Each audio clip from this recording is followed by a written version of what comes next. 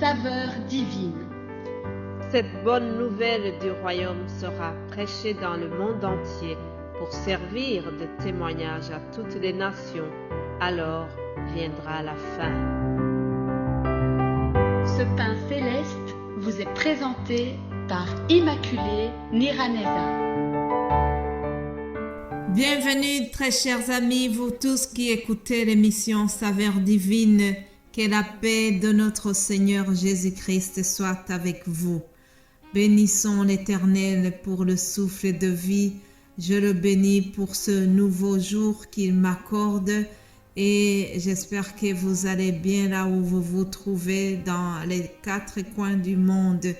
Je remercie Dieu qui nous fait vraiment cette faveur, la faveur d'être connecté au niveau spirituel, la faveur d'utiliser ces moyens technologiques pour annoncer la bonne nouvelle au-delà de ses limites géographiques. Alléluia. Alors hier, je vous ai annoncé que nous allons parler de la prière sacerdotale. C'est une prière que nous trouvons dans l'évangile selon Jean. Jésus-Christ a fait cette prière bien avant son arrestation. Vous savez que nous sommes encore dans la période pascale, la période qui nous rappelle la mort et la résurrection de Christ. Ces moments sont vraiment une bonne occasion de voir tous ces événements qui ont été réalisés, qui ont caractérisé la mort et la résurrection de Christ, tout ce qui s'est passé bien avant les dialogues que Jésus-Christ a eus avec ses disciples avant ce grand événement de la victoire. C'est dans ce contexte-là que Jésus-Christ a prié pour ses apôtres avant qu'ils soient crucifiés. Alors, avant d'entrer dans cette prière, je voudrais souligner les choses que Jésus avait prononcées, avait dit à ses disciples avant de prier. En fait, actuellement, on a souvent entendu parler des cabinets des psychiatres ou bien des psychologues. Il arrive que les personnes ont besoin d'être réconfortées, ont besoin de parler. Et alors, il y a des spécialistes dans le domaine, il y a des psychologues, il y a des psychiatres. Tous ces gens sont chargés de traiter les problèmes de l'âme. Alors Jésus, étant un bon psychologue, il a préparé ses disciples. Il savait qu'ils vont avoir dur, ils vont affronter des événements tristes après son départ. Et comme un bon père de famille, Jésus les a préparés psychologiquement.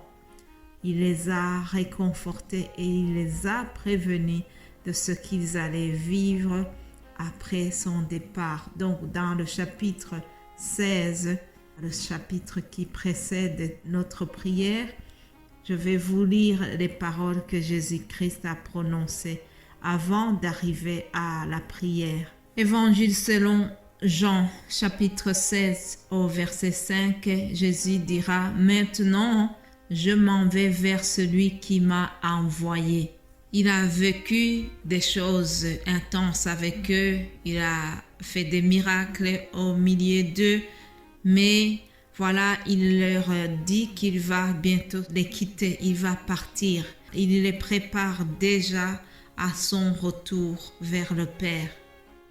Puis Jésus va les préparer sur le fait que après son retour, le monde va les haïr. Jean chapitre 15, verset 18, il leur dit « Si le monde vous hait, sachez qu'il m'a haï avant vous. Si vous étiez du monde, le monde aimerait ce qui est à lui. Mais parce que vous n'êtes pas du monde, et que je vous ai choisi du milieu du monde, à cause de cela, le monde vous hait. Souvenez-vous de la parole que je vous ai dite. Le serviteur n'est pas plus grand que son maître. S'ils m'ont persécuté, ils vous persécuteront aussi. S'ils ont gardé ma parole, ils garderont aussi la vôtre. Mais ils vous feront toutes ces choses à cause de mon nom, parce qu'ils ne connaissent pas celui qui m'a envoyé. Que Dieu nous aide. Ces paroles sont tellement claires. Jésus les prépare psychologiquement en leur disant qu'ils auraient des tribulations dans le monde. À un autre verset, il dira « Prenez courage, j'ai vaincu le monde. Si le monde vous déteste, si vous persécute, sachez que en moi vous aurez la victoire, j'ai vaincu le monde. » Puis, plus loin, il continue en leur disant « Vous pleurerez et vous lamenterez et le monde se réjouira. Vous serez dans la tristesse, mais votre tristesse se changera en joie. » Alléluia. Oui, chers amis, nous avons parfois la tristesse en servant le Seigneur, mais un jour, il essuiera nos larmes. Jésus-Christ va un jour nous consoler de toute la tristesse que nous aurons subie dans ce monde. Évangile selon Jean 16, 28, il dira « Je suis sorti du Père et je suis venu dans le monde. Maintenant, je quitte le monde et je vais au Père. » Toutes ces paroles sont vraiment dures pour ses disciples. Il est en train de faire un discours d'adieu. Il est en train de faire son dernier testament. Ce n'est pas facile pour ses amis qui ont vécu des moments intenses, qui ont assisté à des miracles et voilà que il va les quitter. En plus, ils apprennent que ils auront les tribulations, qui seront haïs par le monde.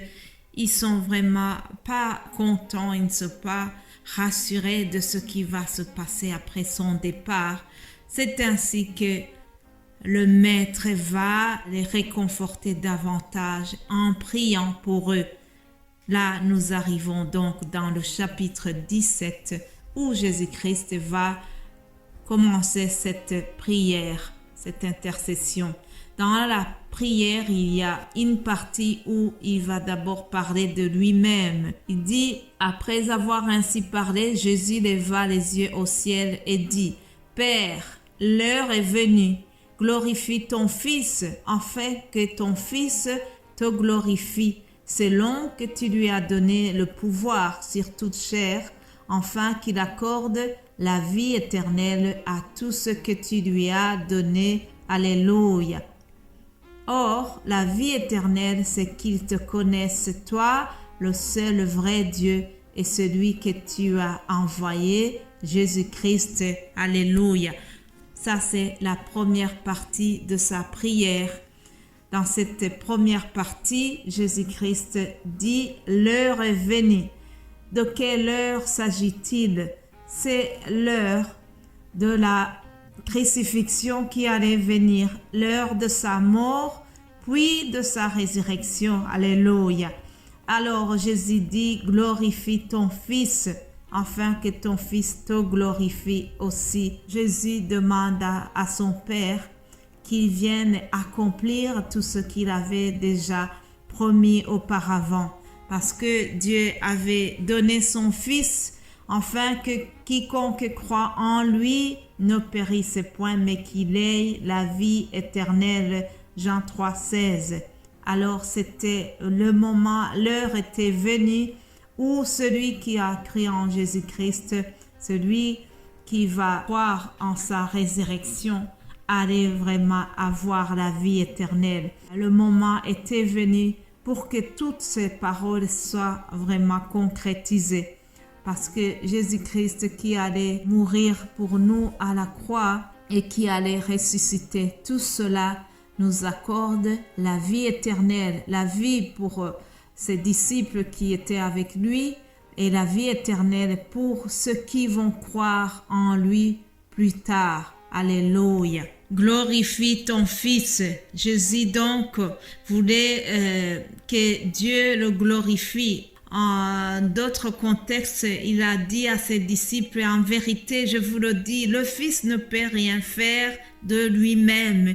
Il ne fait que ce qu'il voit faire au Père, et tout ce que le Père fait, le Fils aussi le fait pareillement. Alléluia. Jésus-Christ se remettait toujours à l'autorité de son Père. Le Fils ne peut rien faire de lui-même. Il a été glorifié par son Père, comblé par l'Esprit de gloire et l'Esprit de force. Il a été comblé par cet esprit d'amour et il a reçu du Père la force d'aimer jusqu'à l'extrême de l'amour, jusqu'à la mort de la croix. Alléluia. Il n'y a pas plus grand amour que de se donner pour ses amis. Alléluia. Nous allons continuer demain. Passez une excellente journée au nom de Jésus-Christ. Amen.